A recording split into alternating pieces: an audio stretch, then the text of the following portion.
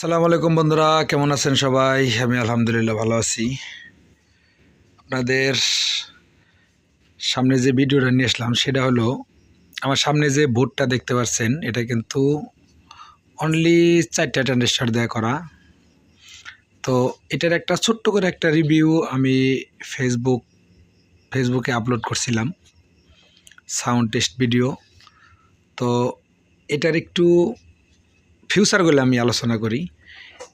মানে মূলত এটার যে ড্রাইভিং সেকশনটা আছে, এই যে দেখেন, মোটামুটি ছোট বড় সব মিলিয়ে 16টা ট্রানজিস্টর দিয়ে ড্রাইভিং করা।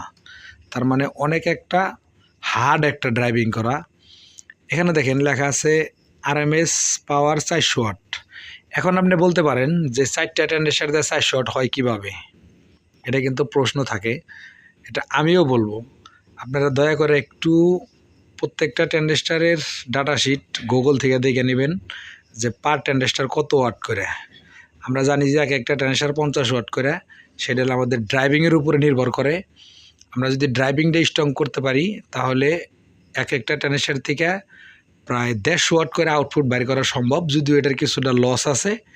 তো ধরে নেন আপনি 100 ওয়াট করে বের করলেন ড্রাইভিং সেকশন থেকে, তাহলে 4টা ট্রানজিস্টর দিয়ে 400 ওয়াট আউটপুট বের করা যায়। এবং এই বোর্ডটার মধ্যে আমি 400 ওয়াট আউটপুট বের করতে পারছি এবং করা যায়। সেই ডিজাইনটাই এটার মধ্যে সাথে দেখেন, হয়তো আপনারা অনেকেই বলবেন যে ভাই উল্টাপাল্টা কথা বলতেছেন, 4টা ট্রানজিস্টর 400 ওয়াট কীভাবে আউটপুট হয়? একটু দয়া করে কারেন্টলি একটা ট্রানজিস্টরের 1943 প্লাস 5200 ডাটা শিটটা গুগল থেকে দেখে নেবেন যে একটা ট্রানজিস্টর কত ওয়াট করে আউটপুট নেওয়া যাইতে পারে। ঠিক আছে, এখানে ভোল্টেজেরও ব্যাপার থাকে এবং কি ড্রাইভিংটা হলো মূল। এখন আপনি 2টা করে 3টা করে ট্রানজিস্টর দিয়ে ড্রাইভিং করে তো অ্যাম্পলিফায়ার তৈরি করা যায়, তাই বলে আপনি এখান থেকে এতটা আউটপুট নিতে পারবেন না, সেটা সম্ভব না কোনো দিনও।